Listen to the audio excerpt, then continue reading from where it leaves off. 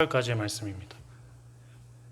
에스더 9장 5절에서 16절까지의 말씀입니다.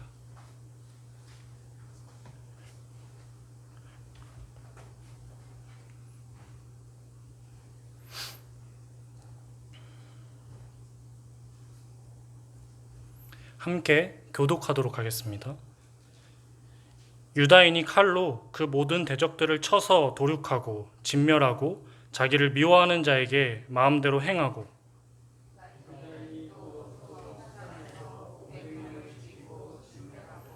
또 바산다다와 달본과 아스바다와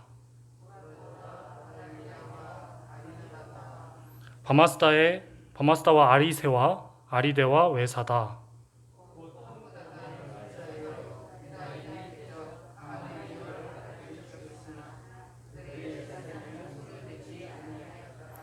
그 날에 도성 수산에서 도륙한 자의 수요를 왕께 아뢰니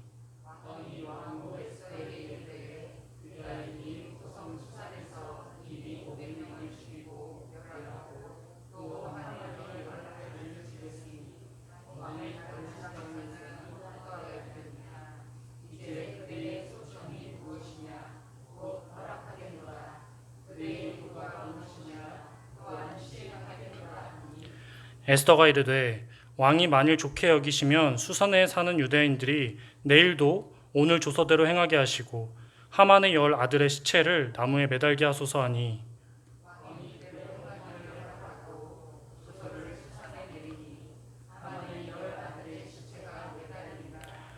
아달월 14일에도 수산에 있는 유다인이 모여 또 300명을 수산에서 도륙하되 그들의 재산에는 손을 대지 아니하였고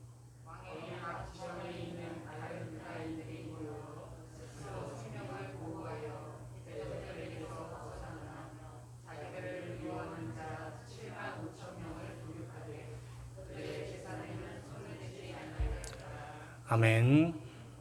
할렐루야. 유대인들이 가장 많이 읽는 책이 무엇인지 혹시 알고 계시나요? 창세기부터 출애굽기, 레위기, 신명기 5권의 성경, 모세오경이 바로 그 책입니다. 그렇다면 유대인들이 두 번째로 많이 읽는 성경은 무엇일까요? 바로 오늘 본문 성경인 에스더서입니다. 에스더서가 모세오경을 이어서 두 번째로 많이 읽히는 이유가 무엇일까요? 그 이유는 이스라엘 백성들이 애굽에서 400년간의 종생활을 하다가 하나님의 은혜로 구원받아서 출애굽한 것 같이 에스더서에서도 페르시아 제국의 지배하에 127개의 지방에 흩어져 있던 소수 민족이었던 유다인들을 하나님이 하만의 음모로부터 구원하셨기 때문에 또 다른 구원의 사건, 유대인들이 기억하고 다시 묵상할 수 있는 그 사건이 에스더서에 등장해서 두 번째로 많이 읽히는 책이라고 합니다. 유대인들은 하나님이 이 하만의 음모로부터 자신들을 건지셨음을 기억하면서 이를 불임절로 지킵니다. 불임절에서 불임이 그렇다면 무슨 뜻일까요? 불임은 히브리어 부르의 복수 형태로 제비 뽑다라는 뜻을 가지고 있습니다. 그 말 뜻을 그대로 해석해보면 불임절은 제비 뽑는 절기라고 할 수 있습니다. 제비 뽑는 절기라니 이게 무슨 말일까요? 이 단어의 뜻, 이 불임절을 이해하기 위해서는 에스더서 전체의 맥락을 파악을 해야 합니다. 에스더는 고대 페르시아 왕국 아하수에로 왕이 지배하던 배경에서 쓰여졌습니다. 무려 127개의 지방을 다스리던 아하수에로 왕은 강대국으로서의 면모를 가지고 있었습니다. 그리고 이 강대국으로서 다스리던 제왕 아하수에로가 유난히 총애하던 한 신하가 있었는데 그 신하의 이름이 오늘 등장하는 하만이었습니다. 아하수에로가 이 하만을 얼마나 총애하고 아꼈는지 다른 신하들이 이 하만이 지나갈 때, 왕이 지나갈 때 하는 것과 같이 무릎을 꿇고 엎드려서 절하도록 말로만 한 게 아니라 왕의 명령을 내렸습니다. 하만을 자신과 같이 취급하라는 왕의 명령이 다른 신하들에게 내려진 거죠. 그래서 다른 신하들은 왕의 명령이 떨어졌으니까 이 하만의 앞에서 무릎을 꿇고 엎드려서 절했습니다. 근데 유일하게 한 사람만이 이 하만의 앞에서 절하지 않았습니다. 그 사람이 바로 여러분들이 잘 알고 계시는 모르드게였습니다. 하만은 다른 신하들과 달리 자신에게 절하지 않는 모르드게를 보며 몹시 화가 납니다. 그리고 심지어는 이 모르드게가 유대인이라는 소리를 듣고 더욱 화가 납니다. 하만은 아말렉이라는 족속, 그 민족의 후손이었는데 아말렉 족속이 옛날에 하나님께서 사울 왕에게 명령하셔서 아말렉 족속을 진멸하라고 하셨던 적이 있습니다. 근데 사울 왕이 자신의 욕심 때문에 하나님의 명령에 순종하지 못하고 기름진 양과 살진 소를 걷어들였다가 하나님께 버림받았던 적이 있었는데, 그때 사울 왕에게 명령하셨던 족속 멸족하라던 그 민족이 바로 아말렉 족속이었습니다. 그때부터 이 유대인들, 사울 왕의 후손인 유대인들과 하만의 조상인 아말렉의 민족적인 갈등이 시작되었습니다. 안 그래도 자신에게 절하지 않던 모르드게라는 사람이 마음에 들지 않는데, 심지어는 민족적으로 갈등 상태에 놓여 있던 모르드게가 유대인이라는 소리를 듣자마자 하만은 이거는 모르드게만 죽일 것이 아니라 저 얄밉고 마음에 안 드는 유대인들을 죽이는 기회로 삼아야겠다라고 생각을 하게 됩니다. 결국 그래서 하만은 왕의 허락을 받고 왕의 반지, 도장을 찍는 반지까지 받아서 모든 유대인들을 멸살시키려는 조서를 페르시아 전역에 보냅니다.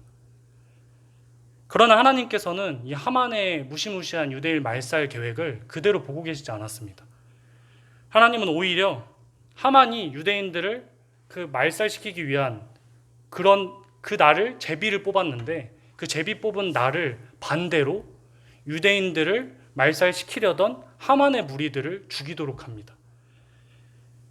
유대인을 위협하고 죽이려는 세력을 제거하기 위한 제비 뽑은 불임절이 오히려 유대인들을 위협하는 세력들을 죽이는 제비 뽑은 날이 된 것입니다.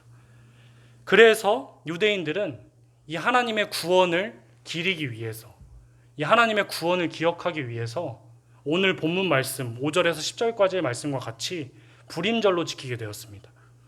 제가 본문 5절에서 10절까지의 말씀을 다시 읽어드리겠습니다. 유다인이 칼로 그 모든 대적들을 쳐서 도륙하고 진멸하고 자기를 미워하는 자에게 마음대로 행하고, 유다인이 또 도성 수산에서 500명을 죽이고 진멸하고, 또 바산다다와 달본과 아스바다와 보라다와 아달리아와 아리다다와 바마스다와 아리세와 아리데와 외사다 곧 함무다다의 손자요 유다인의 대적 하만의 10아들을 죽였으니 그들의 재산에는 손을 대지 아니하였더라. 아멘. 유다인이 오히려 대적들을 쳐서 죽이는 그 놀라운 구원의 사건, 반전의 사건을 유대인들은 불임절로 기억하여 지키고 있습니다. 근데 10절 마지막 구절에 보면 언뜻 보면 이해되지 않는 구절이 등장합니다. 그들의 재산에는 손을 대지 아니하였더라. 당시 문화는 전쟁 후에 자신들이 승리하였으면 자기가 이긴 그 민족의 재산을 탈취하는 것이 당연한 문화였습니다. 그러나 유대인들은 당시의 문화를 따라 행하지 않습니다. 유대인을 심지어 남김없이 죽이려고 한 그 하만과 그 무리들이었음에도 불구하고 그들의 재산을 건드리지 않습니다. 심지어 이 그들의 재산에는 손을 대지 아니하였다는 문장이 10절에만 나오는 것이 아니라 15절과 16절에도 반복해서 등장합니다. 15절 16절 말씀 제가 읽어드리도록 하겠습니다. 아달월 14일에도 수산에 있는 유다인이 모여 또 300명을 수산에서 도륙하되 그들의 재산에는 손을 대지 아니하였고, 왕의 각 지방에 있는 다른 유다인들이 모여 스스로 생명을 보호하여 대적들에게서 벗어나며 자기들을 미워하는 자 7만 5천 명을 도륙하되 그들의 재산에는 손을 대지 아니하였더라. 아멘. 당시의 문화로도 적의 재산을 탈취하는 것이 당연해왔고, 심지어는 왕이 조서를 쓴 내용을 봐도 그들을 죽이고 재산을 탈취하라고 기록되어 있습니다. 에스더 8장 11절 말씀입니다. 조서에는 왕이 여러 고을에 있는 유다인에게 허락하여 그들이 함께 모여 스스로 생명을 보호하여 각 지방의 백성 중 세력을 가지고 그들을 치려하는 자들과 그들의 처지를 죽이고 도륙하고 진멸하고 그 재산을 탈취하게 하되. 아멘. 왕은 조서에까지 허락된 재산 탈취, 왕이 조서에 써서 해도 된다고 한 그 재산 탈취를 유대인들이 하지 않은 이유는 무엇이었을까요? 당시 문화로도, 전쟁 문화로도 당연하게 인식되었던 대적의 재산 탈취를 유대인들이 그대로 행하지 않은 이유가 무엇이었을까요? 사무엘상 15장을 보면 하나님은 사울에게 아말렉을 쳐서 그들의 모든 소유를 남기지 않고 진멸하라고 말씀하십니다. 사무엘상 15장 3절 말씀입니다. 지금 가서 아말렉을 쳐서 그들의 모든 소유를 남기지 말고 진멸하되 남녀와 소아와 전 먹는 아이와 우양과 낙타와 나귀를 죽이라 하셨나이다 하니. 아멘. 여기서 진멸하다는 히브리어 헤렘으로 쓰였습니다. 이 헤렘은 가나안 족속들이나 이방 민족, 이방 신을 향해서 보통 명령되었는데, 하나님 외의 이방 민족, 하나님 외에 이방 신과 타협하지 말고 과감하게 쳐내라는 단어의 뜻이 있습니다. 하나님의 명령에 순종해서 하나님이 허락하신 것만 취하라는 뜻이었습니다. 그러나 사울은 한 명도 빠짐없이, 한 마리도 남김없이 진멸하라는 헤렘, 하나님의 말씀에 순종하지 않았습니다. 그는 오히려 양과 소의 가장 좋은 것과 기름진 것은 모두 자신이 취한 뒤 가치 없고 하찮은 것만 진멸합니다. 15장 9절 말씀입니다. 사울과 백성이 아각과 그의 양과 소의 가장 좋은 것 또는 기름진 것과 어린 양과 모든 좋은 것을 남기고 진멸하기를 즐겨 아니하고 가치 없고 하찮은 것은 진멸하니라. 아멘. 아말렉 민족을 모두 진멸하라는 하나님의 말씀에 순종하지 않은 이 사울은 결국 하나님으로부터 버림받습니다. 그리고 유대 백성들은 이 사실을 알고 있었습니다. 유대인들은 생각했습니다. 비록 왕의 조서에도 기록되어 있고 세상의 문화에 비춰봐도 전혀 이상할 게 없는 자연스러운 일이라도 하나님이 말씀하시고 명령하시지 않았기에 우리는 세상과 타협하여 살아가지 않겠다. 그렇습니다. 유대인들이 대적들의 재산에 손을 대지 않은 이유가 바로 여기 있습니다. 남들도 다 그렇게 하고 세상 문화도 그래도 된다고 해서 나도 괜찮은 것 아닐까? 남들이 다 그렇게 하고 그렇게 행동해도 난 하나님의 말씀대로 살아가겠다라는 가치와 기준이 있었기 때문에 하나님의 백성은 하나님의 말씀에 순종하며 세상과 구별되어야 함을 알고 있었기 때문에 이들은 대적의 재산에 손을 대지 않았습니다. 유대인들의 모습에는 그리스도인의 정체성과 긍지가 나타납니다. 세상의 문화에 물들지 않고 구별되어 살아가는 모습이 나타납니다. 오늘 하나님께서는 우리에게도 말씀하십니다. 너희들도 유대인들과 같이 살아야 한다. 그렇다면 유대인들과 같이 세상의 문화와 타협하지 않고 그리스도인으로서 구별되어서 그 자긍심을 가지고 살아가기 위해서는 우리는 어떻게 살아가야 할까요? 3가지 살아가는 방법을 말씀드리려고 합니다. 첫 번째 방법은 눈앞의 이익에 따라서 왔다 갔다 해서는 안 된다는 겁니다. 더 큰 가치를 따라야 합니다. 세상은 흔히 손해보면 안 된다고 말합니다. 얼마나 손해에 민감하면 뭐뭐 안 하면 손해라는 말이 어떤 영역에 가도 있습니다. 투자 안 하면 손해, 안 먹으면 손해, 안 오면 손해, 참여 안 하면 손해. 모든 것들을 손해라고 이야기합니다. 우리는 이러한 세상의 부추김에 따라서 남들 다 하는 노후 대비, 내 집 마련, 주식이나 재테크, 더 많은 돈을 벌고 더 잘 살기 위해 노력합니다. 그리고 이러한 행위를 하나라도 놓치면, 남들보다 하나라도 덜하면 손해라고 생각합니다. 당장 내 눈앞에 있는 이익을 놓치는 건 어리석은 행위라고 생각합니다. 근데 여러분들, 사울이 그랬습니다. 아말렉을 진멸하라는 하나님의 말씀을 듣고 하나님의 도우심으로, 하나님의 이끄심으로 손쉽게 그 아말렉과의 전쟁에서 승리하고 보니 자신의 눈앞에 있는 살진 소와 기름진 양이 보입니다. 사울은 생각했습니다. 아, 저건 죽이면 손해다. 저건 챙겨가야 한다. 놓치면 손해다. 근데 이렇게 손해보지 않으려는 사울의 선택은 하나님으로부터 버림받는 결과를 낳았습니다. 손해보지 않으려는 사울의 선택은 오히려 더 큰 가치인 하나님과 함께 하는 삶을 놓치게 되었습니다. 우리들의 삶이 이와 같지는 않습니까? 당장 내 눈앞에 주어진 이익을 놓치지 않기 위해, 손해보지 않기 위해 우리는 살아가고 있지는 않습니까? 예배를 드리는 것보다, 큐티를 하는 것보다, 사랑방 모임을 하는 것보다, 하나님께 기도드리는 시간을 마련하는 것보다 집에서 편하게 나만의 시간을 갖고 휴대폰을 보거나 드라마, 스포츠를 보고 취미가 같은 세상 사람들과 즐겁게 모여서 스트레스를 풀고 살아가고 기도하는 시간에 하나님과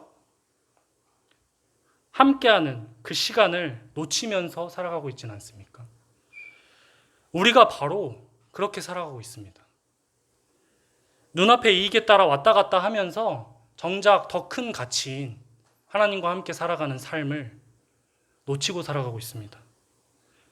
따라서 우리가 유대인들과 같이 세상과 구별되는, 타협하지 않는 그리스도인으로 살아가기 위해서는 첫째, 눈앞에 이익에 따라 왔다 갔다 해서는 안 됩니다. 우리에게 더 큰 가치인 하나님을 따라 살아야 합니다. 그렇다면 세상과 타협하지 않는 그리스도인이 되기 위해서는 둘째, 무엇을 해야 할까요? 세상의 복은 세상의 행복이 아니라 하나님과 함께 누리는 행복임을 기억해야 합니다. 복이란 무엇입니까? 사전적 정의로 복을 보면 삶에서 누리는 좋고 만족할 만한 행운 또는 거기서 얻는 행복을 뜻합니다. 단어에서만 봐도 삶에서 누리는 좋고 만족할 만한 행운, 삶이 중점이 되어 있습니다. 그러나 과연 우리의 복은 이 사전에서 정의하는 복이 맞을까요? 흔히 우리는 교회를 다니면 하나님은 복을 주신다고 합니다. 그래서 여호와는 내게 복을 주시기를 원하며 그 말씀을 좋아해서, 그 찬양을 좋아해서 많이 부르고 따라 읽는지도 모릅니다. 내가 예수님을 열심히 믿고 교회에 열심히 다니면 하나님이 이 세상에서 내가 살아가는 삶에서 만족할 만한 보상을 주신다고 생각하는 겁니다. 이 논리에 따르면 잘 먹고 잘 사는 사람이 재산이 있고 교회를 다니며 삶에 유익이 있는 사람만이 복 있는 사람이 됩니다. 우리는 이와 같이 교회를 다니면 복을 받고 잘 먹고 잘 살아야 된다고 생각하진 않습니까? 근데 이건 오히려 무속신앙에 가깝습니다. 나에게 더 좋은 것을 얻기 위해서 비는 행위, 무속신앙과 다를 게 없습니다. 교회는 잘 먹고 잘 사는 삶이 아니라 오히려 남들보다 덜 먹고 덜 누리기 위해서 살아가야 합니다. 이게 무슨 말입니까? 나와 가족만 행복한 삶, 더 많이 소유하고 누리는 삶이 아니라 내가 받은 은혜와 사랑을 흘려보내는 삶, 더 많이 흘려보내고 전하는 삶을 살아야 한다는 겁니다. 찬양의 가사 중에 이런 가사가 있습니다. 주님과 함께 하는 것이 복이라. 그렇습니다. 우리에게는 세상의 유익이 복이 아니라 하나님과 함께 하는 것이 복입니다. 비록 내 삶 가운데 시험과 어려움이 있고 내 몸이 아프고 내 삶이 생각대로 풀리지 않을지라도 그 상황 가운데서, 그 시련 가운데서 내가 하나님과 더욱 가까워진다면, 내가 하나님과 함께하게 된다면 세상은 그것을 시련이라, 고통이라, 고난이라 말하지만 우리에겐 그것이 복입니다. 반대로 많은 세상의 재산과 유익, 명예와 인정이 가득한 삶이라 할지라도 그것들로 인해서 내가 하나님을 멀리하고 하나님과 가까이 하지 않는다면 그것은 오히려 복이 아닙니다. 시편 1편은 말합니다. 복 있는 사람은 악인들의 꾀를 따르지 아니하며 죄인들의 길에 서지 아니하며 오만한 자들의 자리에 앉지 아니하고 오직 여호와의 율법을 즐거워하여 그의 율법을 주야로 묵상하는도다. 그는 시냇가에 심은 나무가 철을 따라 열매를 맺으며 그 잎사귀가 마르지 아니함 같으니 그가 하는 모든 일이 다 형통하리로다. 아멘. 복 있는 사람은 악인들의 꾀를 따르지 않고 죄인들의 길에 서지 않고 오만한 자들의 자리에 앉지 않는다. 오직 여호와의 율법을 즐거워하며 주야로 묵상한다. 그는 마치 시냇가에 심은 나무 같다. 그렇습니다. 복 있는 사람은 시냇가 되시는 하나님께 꼭 달라붙어 있는 사람입니다. 우리는 그저 하나님께 붙어 있기만 하면 됩니다. 주일날 목사님께서도 말씀하셨죠. 우리는 그저 하나님과 연합하기만 하면 된다. 하나님과 함께 하는 것이 복입니다. 세상과 타협하지 않는 그리스도인, 유대인과 같이 되기 위해서는 셋째, 이를 기억하고 전해야 합니다. 에스더 9장 27절, 28절 말씀을 보겠습니다. 뜻을 정하고 자기들과 자손과 자기들과 화합한 자들이 해마다 그 기록하고 정해놓은 때 이 두 날을 이어서 지켜 패하지 아니하기로 작정하고 각 지방, 각 읍, 각 집에서 대대로 이 두 날을 기념하여 지키되 이 불임이를 유다인 중에서 패하지 않게 하고 그들의 후손들이 계속해서 기념하게 하였더라. 아멘. 정해놓은 이 두 날을 지켜 패하지 아니하기로 작정하고 각 지방, 각 읍, 각 집에서 대대로 이 두 날을 기념하여 지키되 그들의 후손들이 계속하여 기념하게 하였더라. 유대인들은 자신들이 경험한 이 하나님의 구원을, 이 반전의 역사를 자신들의 선에서 그치지 않았습니다. 나만 누리지 않았습니다. 이 반전의 사건을, 놀라운 구원의 역사를 그들의 후손들에게 전해서 각 지방, 각 읍, 각 집에서 계속해서 후손들이 기억하여 기념하도록 했습니다. 한창 우리 사회를 뜨겁게 달궜던 단어가 있습니다. 수저론. 누구나 태어날 때 각각의 수저를 들고 태어난다. 돈이 많고 풍족한 상류층의 집안에서 태어난 자는 금수저. 중산층인데 어찌어찌 먹을만 하고 부족한 건 없이 자랐지만 상류층과 비교했을 때는 차이가 있는 사람들을 은수저. 아무 재산 없이, 아무 유산 없이 힘겹게 하루하루 내가 극복하며 살아가는 사람들을 흙수저. 이러한 수저론이 사회를 뜨겁게 달군 그 이유가 무엇이었을까요? 집안 형편에 따라 사회적인 시작점이 다르다는 이 수저론은 자연스럽게 부모님에 대한 원망과 사회 구조의 원망으로 이어졌습니다. 더 많은 경제적 유산을 받지 못한 원망과 분노가 사회를 가득 채우고, 그렇기 때문에 내가 흙수저고 내가 은수저기 때문에 내 자식들에게, 내 후손들에게 더 나은 수저를 물려주기 위해서 노력하고 경쟁하고 싸우는 그런 사회는 점점 각박해지게 됐습니다. 성공주의로 흐르게 되었습니다. 세상은 당연하게 말합니다. 우리는 더 많은 부동산과 재산을 넘겨줘야 한다. 우리의 유산이 자녀의 수저 색깔을 결정한다. 그러나 유대인들은 말합니다. 우리가 전해줄 유산은 돈이나 재산이 아닌 하나님이다. 우리는 구원의 하나님을 잊지 않기 위해 각 지방, 각 읍, 각 집에서, 즉 모든 유대인들, 모든 후손들에게 그 구원의 하나님을 전해야 한다. 우린 무엇을 전하려 합니까? 내가 현재 누리고 있는 경제적인 상황, 내가 누리는 편함, 내가 누리는 사회적인 지위를 내 자손들이 더 좋게 누리게 하기 위해서 우리는 돈을 버는 방법, 더 좋은 직장에 취직하는 방법, 사회에 적응하는 방법, 이런 더 좋은 대학에 가기 위한 방법을 가르치고 있지는 않습니까? 캠퍼스 기독교 인구가 3%대에 들어섰다고 합니다. 그 이유가 무엇일까요? 하나님을 전하고 기억해라 할 교회가 세상에서 더 잘 먹고 잘 사는 법을 가르쳤기 때문입니다. 한번 생각해 봤으면 좋겠습니다. 주일날 교회에 나가야 하는 이유와 시험 기간 학원에 가야 하는 이유 중 어떤 것을 더 설명하기 쉬우십니까?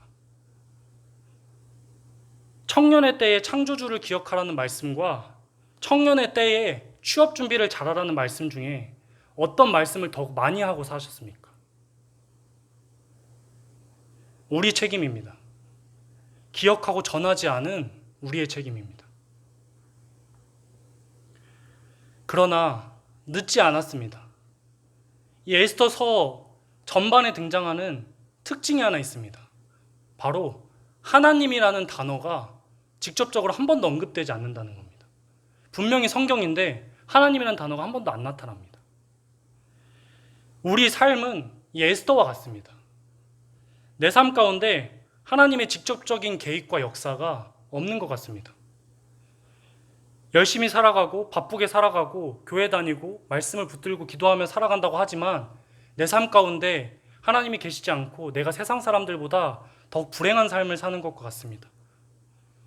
그러나 모든 상황과 환경과 사람 가운데 하나님은 보이지 않으시지만 기가 막히게 역사하셔서 우리의 삶을 이끌어 가십니다. 표면으로 등장하지 않는 것 같아 보여도 하나님은 늘 삶의 깊은 곳에서 우리의 삶을 이끌어 가십니다. 그러나 우리는 그것을 느끼며 고백하며 살아가고 있습니까? 무대 뒤에서 역사하시고 우리를 무대 뒤에서 도우시는 하나님을 내 고백으로 선포하며 살아가고 있습니까? 에스더와 모르드게 역시 느끼지 못했습니다. 경험하지 못했습니다.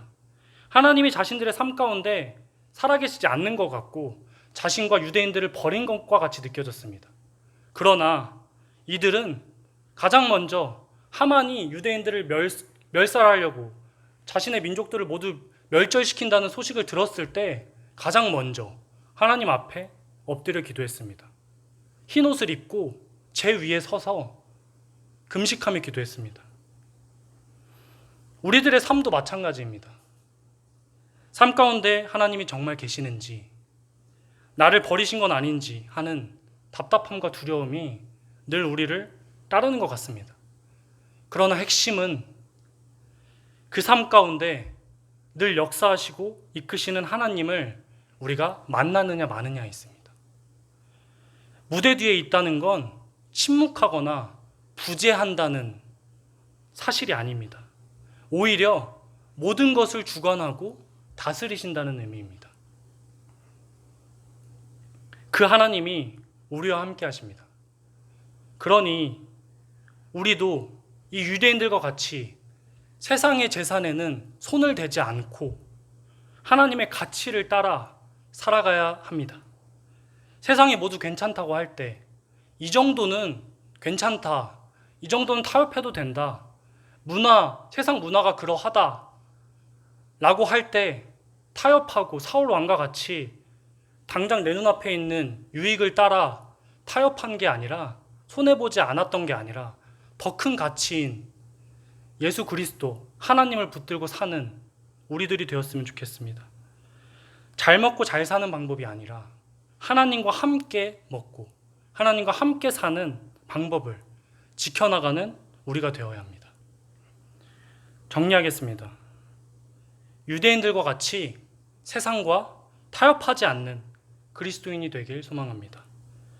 이를 위해 눈앞의 이익에 따라서 왔다 갔다 하는 것이 아니라 더 큰 가치인 하나님을 따라 사는 우리가 되길 소망합니다. 복은 세상의 행복이 아니라 하나님과 함께 누리는 것임을 기억하며 살아가는 우리가 되길 기도합니다. 그리고 다른 유산이 아니라 이 구원의 하나님을 기억하고 전하는 것이 우리의 가장 큰 유산임을, 우리에게 가장 큰 임무임을 기억하고 살아가는 우리가 되길 간절히 기도합니다. 함께 기도하시겠습니다. 사랑의 하나님, 우리는 그리스도인이라 크리스천이라 하면서 늘 세상 문화에, 세상 사람들의 말에 타협하며 살아왔습니다. 그들과 같이 더 잘 먹고 잘 살기 위해, 더 많은 것을 누리고 손해보지 않기 위해 더 큰 가치인 하나님을 놓치며 살아왔음을 고백합니다. 하나님, 유대인들과 같이 우리가 당장 눈앞에 이익을 따라 살아가는 삶이 아니라 우리에게 가장 중요한 구원의 하나님, 우리와 함께 하시며 우리를 이끄시는 하나님을 기억하며 살아가게 하여 주시옵소서. 우리가 이 세상의 복이 아니라 하나님과 함께 살아가는 것이 우리의 가장 큰 복임을 기억하며 주의 집에서의 하루가 다른 곳에서의 첫날과 같다는 성경의 고백처럼 우리들도 고백하며 살아갈 수 있도록 성령님 함께 해주시옵소서. 또한 우리가 받은 구원과 이 놀라운 역사를, 살아계신 하나님의 경험을 나만 가지고 끝내는 것이 아니라 이제까지 내가 세상의 유산과 세상의 복을 전하며 살아왔다면 이제는 하나님의 유산과 하나님의 복, 구원의 하나님, 불임절을 전하는 우리가 될 수 있도록 또한 함께해 주시옵소서. 수요 예배가 끝나고 집으로 돌아갑니다. 이 예배의 자리를 박차고 나가면 다시 내 모습으로 돌아갈까 두렵습니다. 주님, 성령이 함께해 주셔서 내 연약하고 부족한 모습으로 살아가는 게 아니라 성령님 함께해 주셔서, 성령님 우리를 지배하여 주셔서 우리가 말씀으로 하나님을 주인으로 모시고 살아가는, 이 시대의 유대인으로 살아가는 우리가 될 수 있도록 주님 함께해 주시옵소서. 감사드리며 예수님의 이름으로 기도합니다. 아멘.